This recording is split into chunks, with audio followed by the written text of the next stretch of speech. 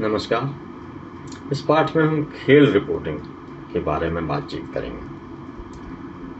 इसके माध्यम से आप पाठकों की खेल के प्रति जिज्ञासा को, खेल रिपोर्टिंग की विभिन्न बारीकियों को, खेल समाचार में प्रयोग में लाए जाने वाले शब्दों, खेलों की बारीकियों और इतिहास को समझ पाएंगे।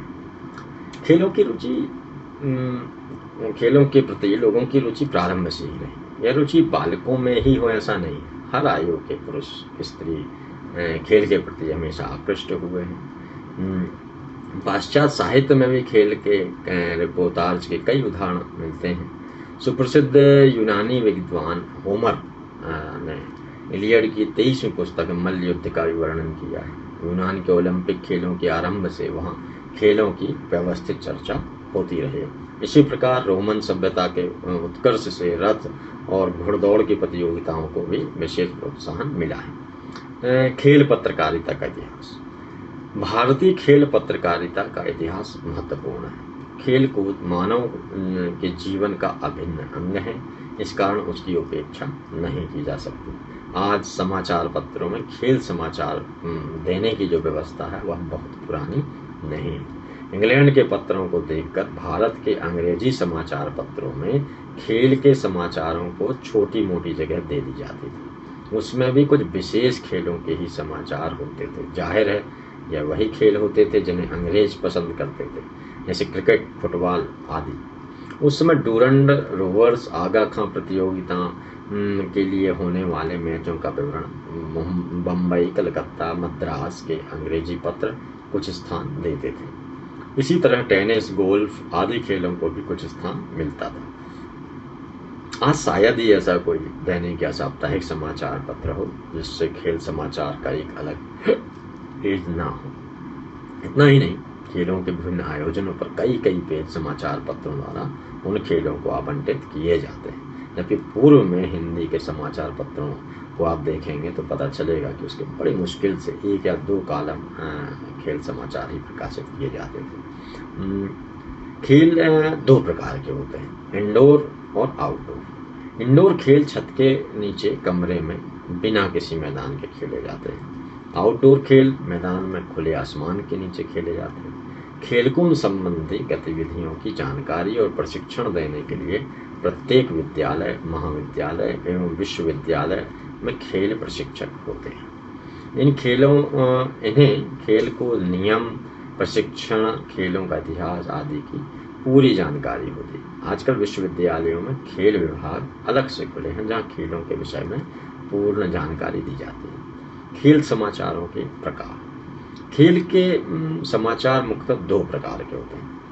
एक है खेले गए खेल के विवरण के बारे में, दूसरा खेल जगत की अन्य गतिविधियों के विषय में।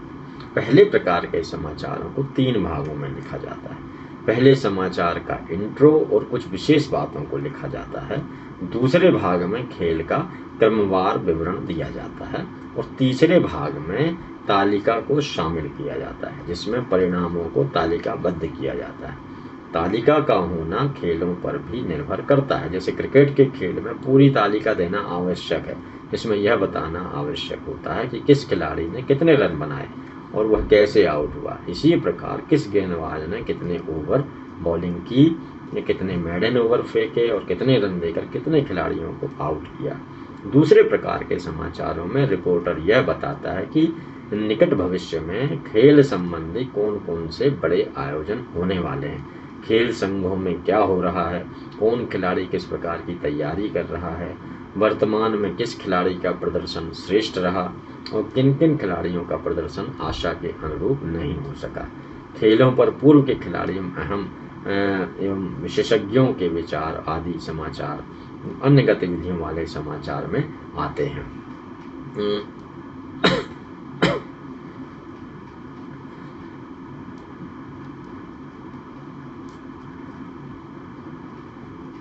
अब हम जानेंगे कि खेल समाचारों की रिपोर्टिंग और जानकारियाँ। खेल समाचार का संपादन करने के लिए एक विशेष प्रकार की प्रतिभा की आवश्यकता होती है। यह अलग बात है कि खेल समाचारों का लेखन सामान्य समाचारों पर लागू कई प्रतिबंधों से मुक्त होता है। उदाहरणार्थ, खेल के समाचारों की भाषा सरल और सामान्य के साथ लच्छेदार भी हो सकती है।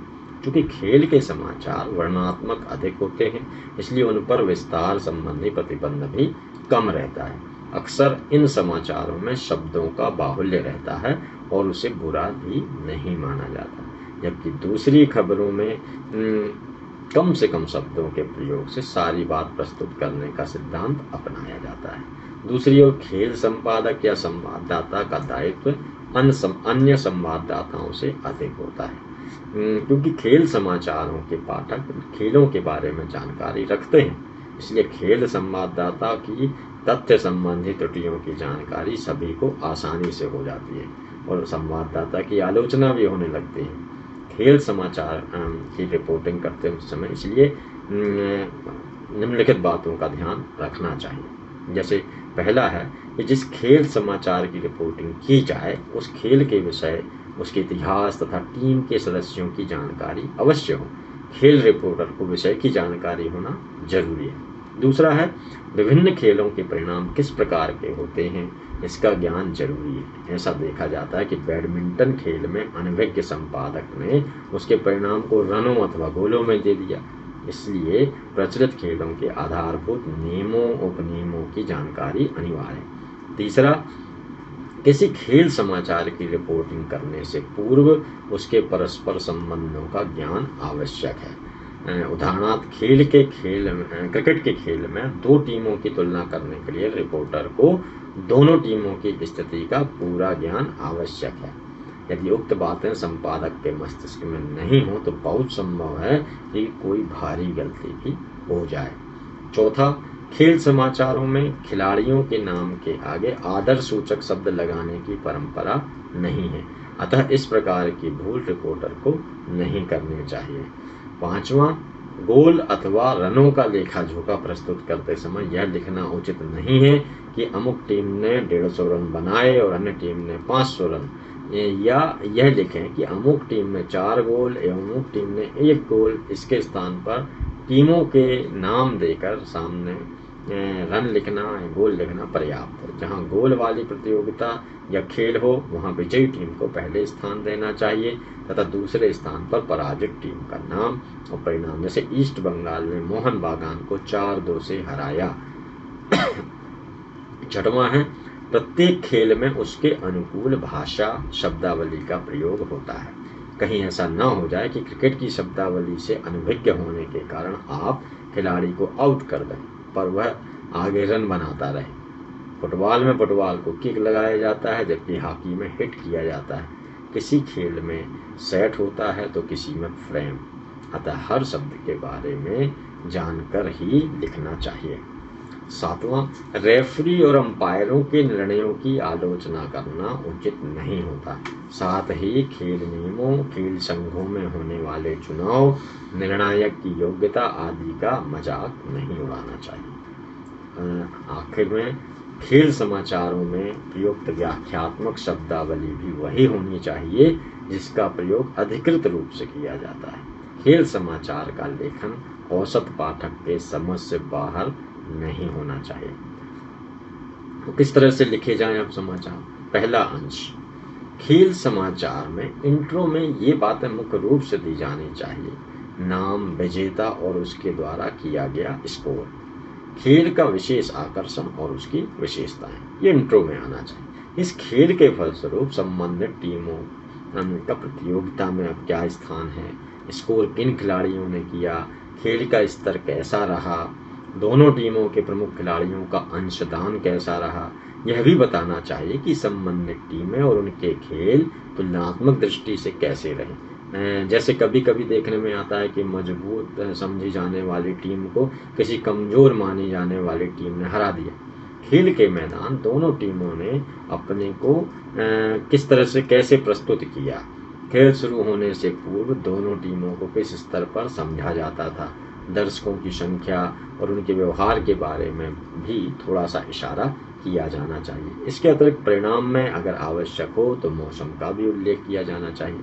दूसरे अंश में समाचार खेल समाचार के लिखने के दूसरे अंश में उसका विवरण दिया जाता है, खेल का विवरण। इसमें खेल का क्रमानुसार विवरण दिया जाना चाहिए कि खेल कैसे शुरू हुआ, कब किस टीम का पलड़ा भारी रहा, किस खिलाड़ी ने किस समय विशेष खेल का प्रदर्शन किया जिससे खेल के परिणाम पर असर पड़ा। फुटबॉल या हॉकी के खेल में यह बताना आवश्यक है कि किस समय गोल किया गया।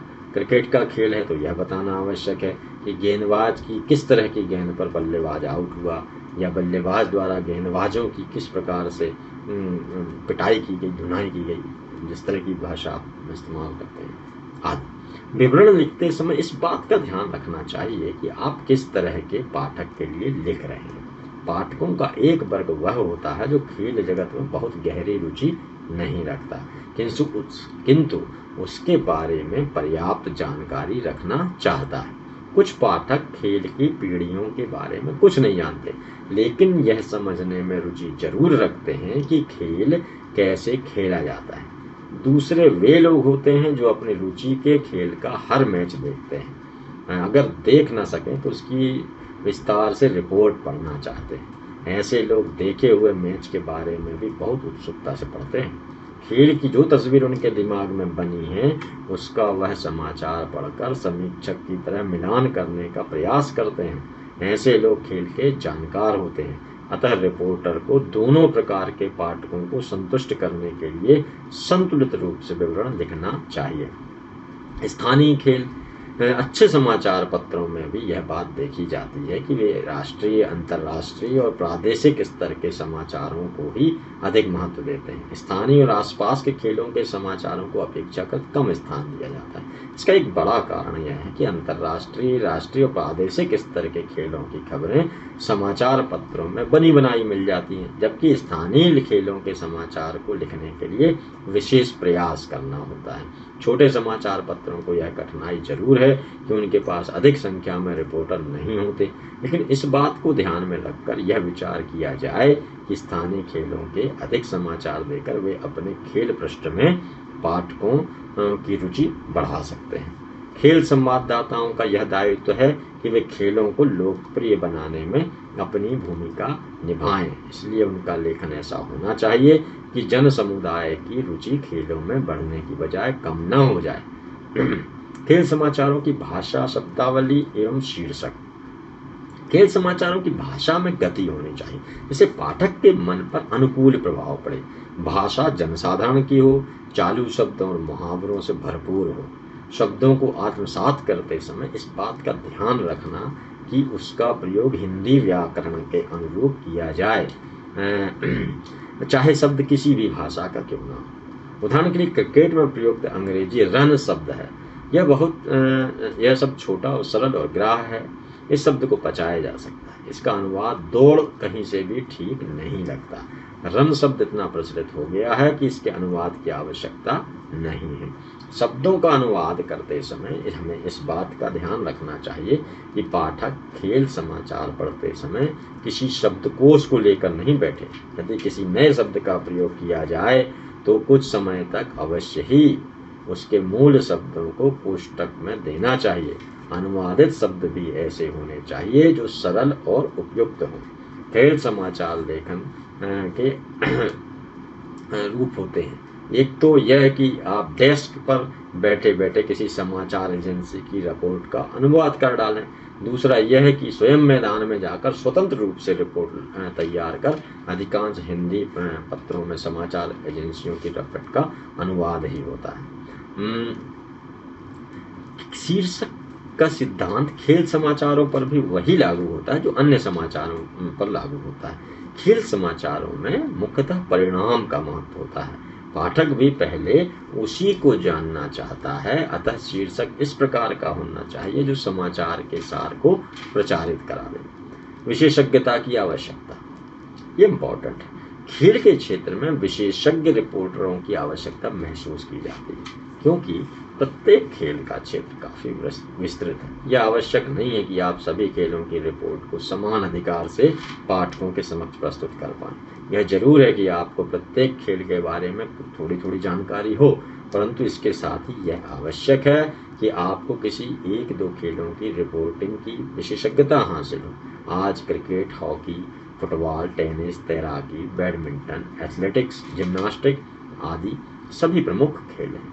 जब आप खेल पत्रकारिता के बारे में जानकारी हासिल कर रहे होंगे तभी आपको कुछ खेलों के प्रति रुचि उत्पन्न हो जाएगी और आपको चाहिए कि आप इन खेलों के बारे में अधिक से अधिक जानकारी एकत्र कर उस खेल की बारीकियों को जानें, जिससे आप उस खेल के विशेषज्ञ रिपोर्टर बन सकें।